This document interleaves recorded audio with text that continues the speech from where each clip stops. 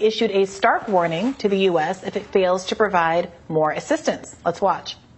If it happens so that Ukraine, due to various opinions and weakening and depleting of assistance,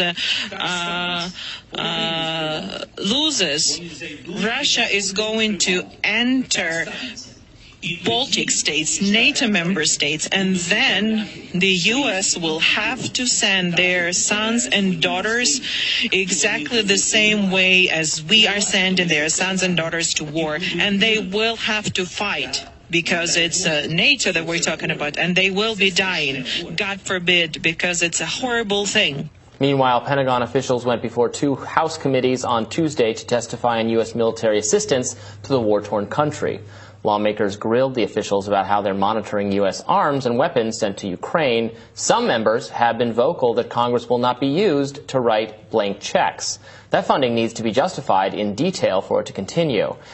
So Zelensky was saying there that, you know, Ukraine's got to be the last stand because if we get overrun, then Russia is going to invade a NATO member, and then the U.S. is going to have to send ground troops, which, like, yeah, if Russia invades a NATO member, that has a high likelihood of having World War III, but they're not going to do that. Right, that's the whole point. It's such a backward argument. The whole point of Russia invading Ukraine is to prevent it from being a NATO member. Like the reason that this invasion has happened is because it is not a NATO member and it doesn't want NATO to continue to expand. It's like a hyper consciousness of not wanting to engage directly with NATO members that has kind of driven at the core of this crisis. So it's such a weird backward argument to make, to say that Ukraine is somehow the last bulwark against Russia. If Russia wants to attack a NATO member because it's just thirsting for a war with the rest of the world, it can do that. If Russia wants to start World War III, it can press the button anytime it wants. There's not some magical wall. Yeah. It's not like it's like a gameplay, and until you defeat Ukraine, you're not allowed to go and invade another country. It's like the risk board. You can't, well, Ukraine borders, actually, Europe is a pretty easy continent to move around in the game of Risk, so it's worth 5. Hey, Shalom, Makim Shalom. First thing and foremost, I'm going to give all praises and glory and honor that's due to Yahweh Ba'achim, Yahweh Shai, Ba'ashim, Kakadash. I'd like to give double honors to the elders and the apostles of Great Millstone. Blessings and salutations to the hopeful elect. It was in the gospel bar, living up the standard of Yahweh Ba'ashim, Yahweh Shai, wherever it may be. This is just a quick lesson through the spirit, man. I was looking at this video from Rising. It says Zelensky allegedly claims U.S. will have to send sons and daughters to fight in Ukraine if they don't deal with Russia now, meaning a draft. Okay, now we've been speaking on drafts and how they're going to start recruiting you common Americans, whether you have combat experience or not. You're going to be drafted off into this war, okay, because this is the war to end all wars, World War III, which is going to usher in the second coming of Yahweh Shai. So you've been warned, man. You jakes out there that's in the military, hey, you better get out now while you can, because if not, 9 times out of 10, you will be shipped to the Ukraine and to the Middle East to fight this war, because they don't have enough soldiers over there. You know, and most of the American military, they're spread too thin. They're dispersed all throughout the Middle East, China, Taiwan, you know, different parts of Saudi Arabia. Esau has a military base set up in damn near every country. He's spread too thin. And if you look at the history of the Roman Empire, that was some of the same fate that befell the Romans, because the military was spread too thin. So, hey, they're telling you now, straight up, whether you have combat experience or not, something is in my tooth, I was eating something. But whether you have combat experience or not, you'll put an M16 in your hand, 6 weeks of basic training, and they're going to send your ass. So if you got a son and daughter that's, I think it's 18 years old, which the selective service starts at, it used to be 18 to 25, but now I think they can go up on that. They're not going to go down on it, but they're definitely going to go up. So it used to be like 18 to 25. Now they can go up to 30, 32. They may even recruit 40-year-olds. And those of you that's still active duty, or you have some type of military experience within the last 10 years or so, and you up in age 40, they can still re-enlist you, because they're going to need everybody they can get. But I'm going to tell you straightforward, the American people, you're not equipped to fight World War III, because you don't have the mental, okay? You're soft. You don't have the discipline. And in fact, you're just not built. You're not that type of men. You know, they said that strong men make it, they create hard times create strong men, And strong men create easy times that breeds weak men. So the average Jake out here, the average Edomite, they're just not ready. Okay, and you women are going to play a big part in going to World War III. So if you have sons and daughters that's 18 years old, they're going to have to register with the Selective Service, and they're going to send you over there. You know why? Because, hey, if you a deserter, they can kill you. A deserter means that basically you saying, well, look, I'm not going to the draft. They could just blow your head off right then and there. And that's within their rights. Because when you go to the military, they own you. And I know that for a fact because I was that close of going. You know what I'm saying? Going into the Air Force, etc. and getting ready to, you know, live that particular lifestyle. But the Lord saw a different path. But those brothers that was enlisted, they'll tell you the ins and out of it. But I got a couple of precepts, not too long. This is the book of Joel, the 2nd chapter. And I'm going to start at verses... Let's start at verses 20. It says, but I will remove you far from the northern army. The northern army is the American military. And will drive him into a land barren and desolate. I believe that's the land of, I believe it was Saudi Arabia. I forgot what particular peninsula that was that the apostles broke it down. But basically, the American military is going to pretty much be shipped out of Babylon for the most part. And those remnant here are going to be pretty much left here to police the streets of America, right along with those Gurkha troops, those new FEMA troops, those UN troops, etc. They're going to basically be used to police the streets of the citizens of Babylon because, you know, it's going to be complete chaos over here in the West.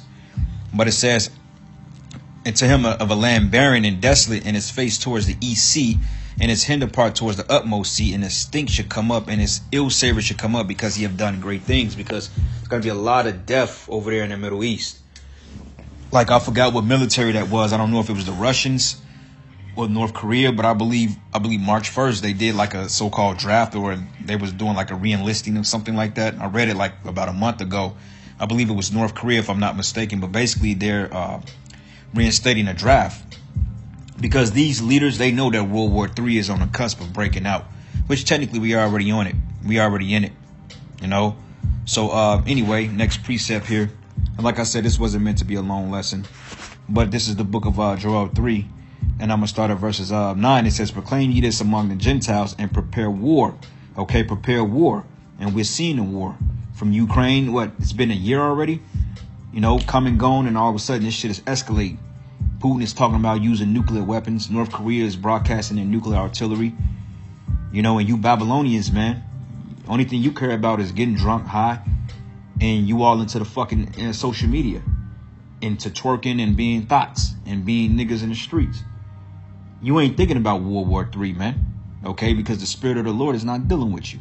And you got some people that spoke on it like a lady. She said, look, the Spirit told her to leave America because it's going to get bad. But regardless if you go to a different country or not, man, look, if the Lord got it out for you, no matter where you go, you could go to Japan and get hit with a missile. Even if the missiles are not set to destroy a land, the Lord can send your judgment to you. So just because you leave America doesn't mean you're going to be safe. Because, hey, the scripture said the Lord's eyes are 10,000 times brighter than the sun. All right. It says, proclaim ye this among the Gentiles and prepare war. Wake up the mighty men and let all the men of war draw near. Let them come up. Beat your plowshares into swords and your pruning hooks into spears, and let the weak say, I am strong. OK, so North Korea, Iran, all these small hermit nations, they're bucking up against the West because they have that confidence that they can pretty much stand toe to toe with the West because they're being backed by Russia, China, OK, North Korea, these particular allies that have nuclear artillery that can match America's arsenal.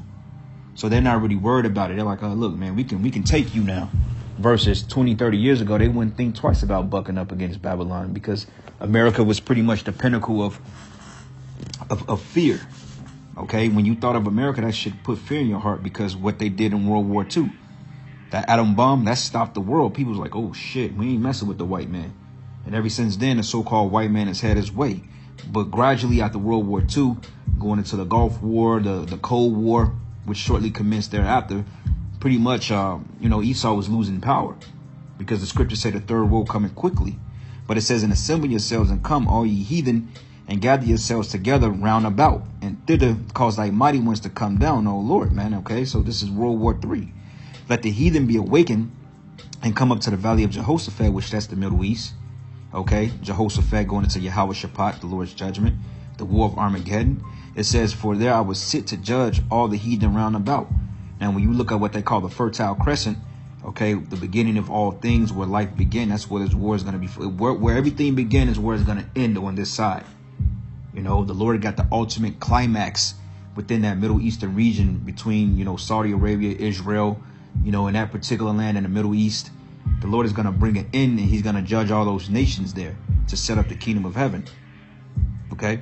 And it says here, it says, let the heathen be wakened and come up to the valley of Jehoshaphat, for there I will sit to judge all the heathen round about. But put ye in the sickle, for the harvest is ripe. But come, get you down, for the press is full and the fats overflow, for the wickedness is great. So, hey, Yahweh Ba'ashem Yahweh Shai has it out for Babylon the Great. And anybody that wants to pretty much live off the delicacies of America. All right. Next precept. This is the book of Isaiah 3 and Salaki, if that music is too loud. But this is the book of Isaiah 3, and I'm going to start at verses 20, 25. It says, thy men shall fall by the sword, and thy mighty in the war. What wars is talking about? First and foremost, the wars in America, the race wars, the what you call the Civil War, because it's a civil war coming to this country, to this society. Just look at the way things are. Inflation, people losing jobs, man, IRS, people being taxed to death, they can't live. A civil war is coming to this country sooner than later. It says, thy men shall fall by the sword, and thy mighty men in war, and her gates shall lament and mourn, and there shall be desolate, and shall sit upon the ground, which the gates goes into the leadership. All right. One more precept here, and we're going to end it. Point is being made. Second Ezra, the 16th chapter. And I'm going to start at verses. Let's start at verses 32. It says, and the earth shall be laid waste, and the fields there shall wax old, and our ways and all her paths shall grow full of thorns, because no man shall travel there through. And the virgins shall mourn having no bridegrooms, and the women shall mourn having no husbands. Why? Because they're going to die. A lot of them are going to be shipped off to the Middle East, and a lot of them are going to be put to death right on the swords of America, man. And it says, and their daughters shall mourn having no husbands, no helpers. And in the wars shall thy bridegrooms be destroyed. Okay, your men are going to be destroyed in the wars. Okay, it says wars as in plural, because you're going to have fronts over here. Civil war, people are going to be fighting the government, the military, the martial law. Also, people are going to be shipped to the Middle East, starting to fight in this Ukrainian war, which is pretty much leading to World War III. And it says in the war shall their bridegrooms be destroyed, and their husbands shall perish of famine. So hear now these things and understand them, ye servants of the Lord. And this is the reason why we're reporting on this information, to warn you and give you a heads up that, hey, your very son or daughter, if they're old enough, may very well be drafted to fight World War III. And my sentiment is, Esau, shit, go sweep O-Block. All them gun-toting niggas, man, them young yachty looking niggas, them NBA young boy niggas, Chief Keefs and all them King Von, man, go get them niggas, man. They like to shoot shit up. That'd be your best line of defense. Send them to war, man, and let them face Yahweh Shai and get destroyed. I mean, that's the best thing for them, you know, because they're so quick to pull a strap on their own people. But, hey, go fight for a cause. Fight for the so-called white man, and watch what's going to happen to you. And them be the main men that's going to bitch up when they get said, man, they ain't going to fight no war. But, yeah, you declaring wars on the streets of America on your own brothers and sisters, man. You know. But anyway, that's pretty much it. All praises and glory and honor that's due to Yahweh Ba'ashem Yahweh Shai. And with that, Shalom and a Baba.